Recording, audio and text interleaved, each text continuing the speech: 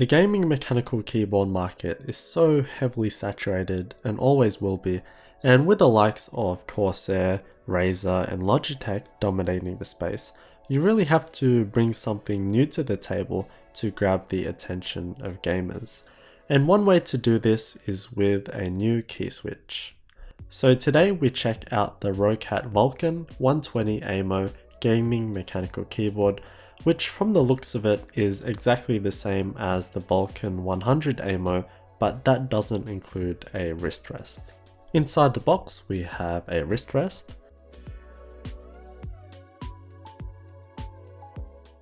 the keyboard itself, and we have some stickers, which is always cool, and some paperwork.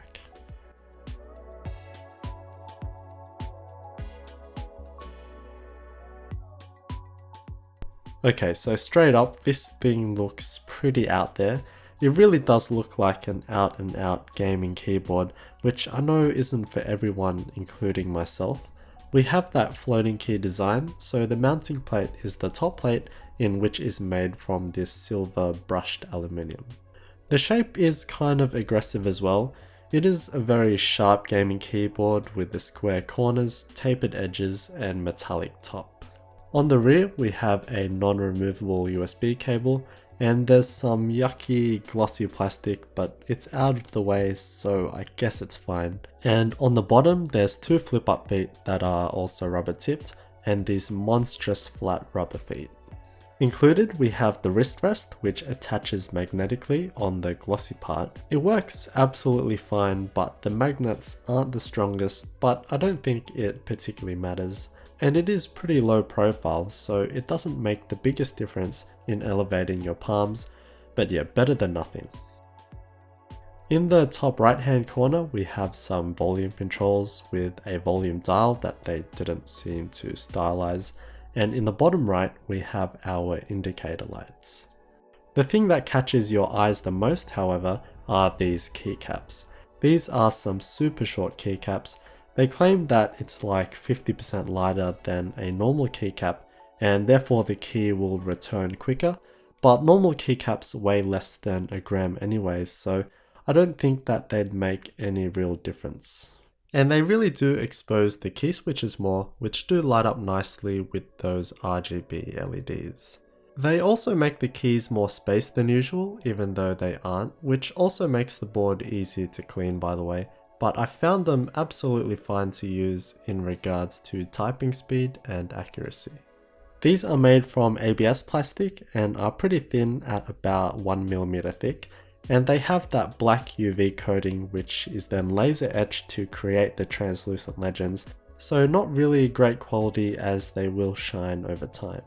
We do have a completely standard ANSI layout, but not all keycaps work because of how big that top housing is. And as you can see, these keycaps are shaped specifically for the key switches.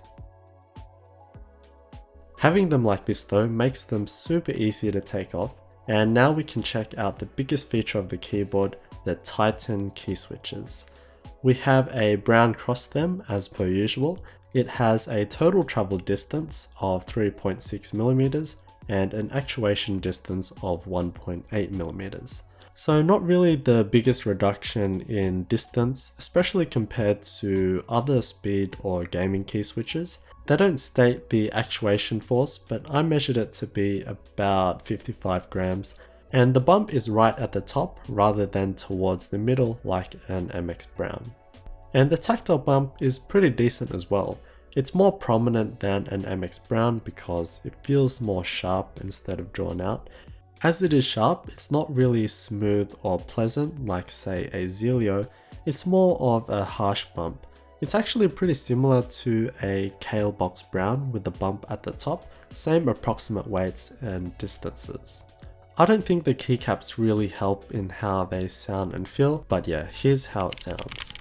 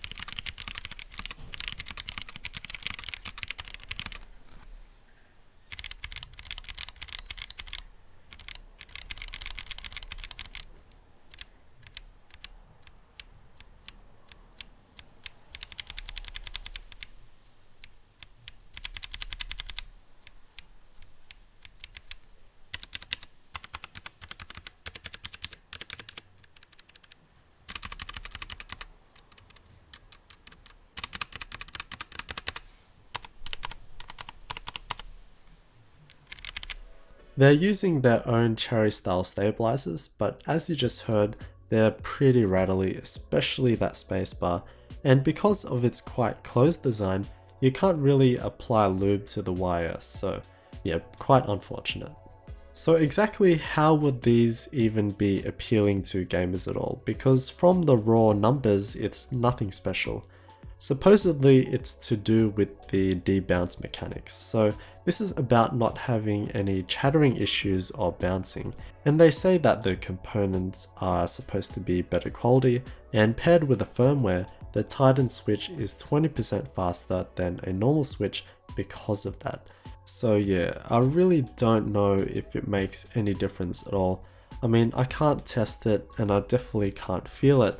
Therefore, I cannot confirm or deny those claims, but did I like it for gaming? Yep, sure, but not by a considerable amount over anything else. Another part that makes a gaming keyboard is of course the software. This uses their Swarm software, which works with their other devices. So first of all, we have different profiles for different tasks. This feature is kind of weird. You can have an artificial typing sound, which is, well, it's there just in case. In the key assignment section, we have the typical remapping keys and also assigning different functions to a key. And they already have a bunch of different options and common actions to use. We can also create and record macros for different games or work programs or whatever you want. And again, we already have some provided profiles for different games here. And lastly, you gotta have RGB lighting just because, with the different effects and colors of course, but the Aimo in the name is all about intelligent lighting. So it's supposed to react differently to whatever you're doing, and then it can match and work with other Aimo products which I do not have.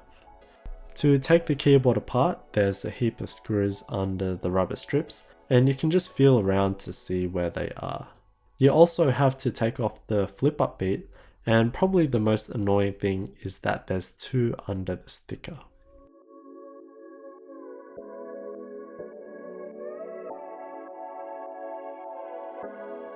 Alright, so here's the plastic bottom shell, pretty standard with some ribbing on the bottom surface, but pretty flexible without the aluminium plate. The said aluminium plate is what gives the keyboard all of its weight and rigidity, and the key switches are mounted to that.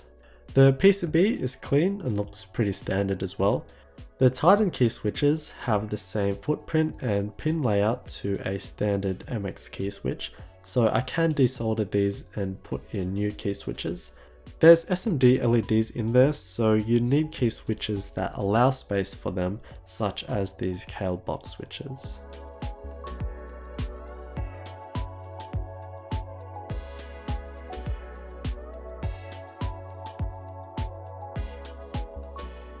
And here it is, the Titan key switch itself. On the outside, the shape is a bit different, but it's essentially the same sort of thing, and we have both the Roccat and TTC branding. The annoying part of this is actually opening it because of the weird clip system that they went with, so it did take a lot of effort. Again, we have the normal parts. The top and bottom housings are not compatible with other switches, however you can put other stems in.